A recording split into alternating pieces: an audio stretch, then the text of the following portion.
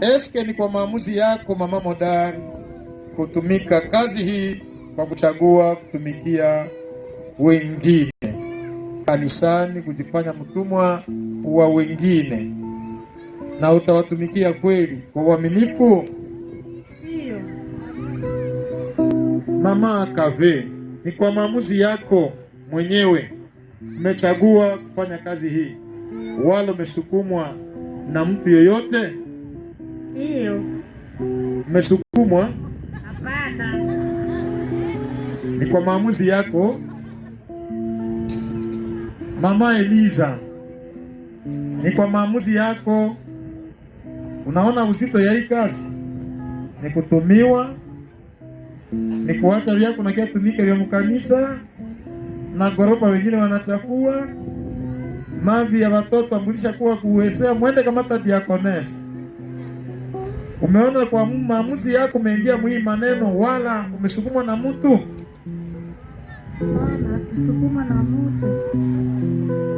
Basi muko nasikia mama Busu, ni kwa maamuzi yako mwile utate yako. Unaona kabisa remuka tumwatumwa na wewe ndio umeona tu. Uko kusema kwenye mtoto ale nyama mwende kamata diakonese. Mgeni alifika mwende leta diakonese. Tena mnafagia mwende leta diakonese. Ni kwa maamuzi yako, wala umesukumwa na mtu? Hapana, sisukumiwa na mtu. Mama Kabuo Bulekire, ni kwa maamuzi yako mwenyewe umeona vema uyatolee maisha yako machache inayobaki kwa ajili ya kutumikia kanisa, na utatumika kazi hii bila manunguniko? Ndio. Mama Bibombo, ni kwa maamuzi yako mwenyewe umeona vema ufanye kazi ya Mungu ndani ya kanisa kama mdiakoni, mdiakonese? Ndio.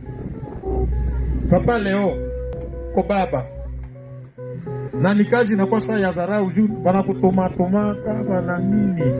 Umeona kwa maamuzi yako mwenyewe uweze kuwa shemashi na utachunga mali kwanza. Unaendaka na pastor anampatia makuta, anaweza panda tazekula hata kupatia kwanza, na unabeba gode omuti muna uteo ana uteo na malie kazi mwenyewe.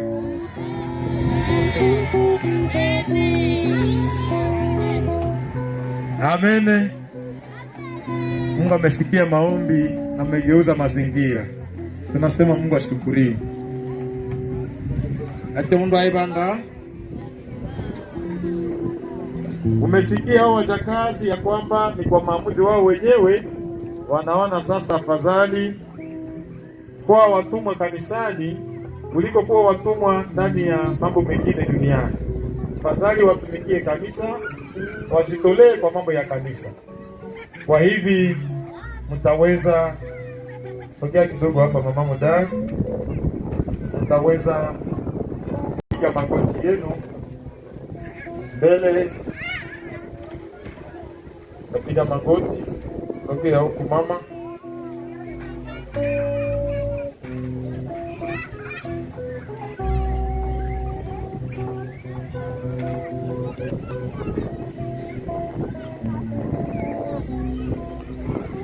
Wachungaji mtasimama. Fanyia Mungu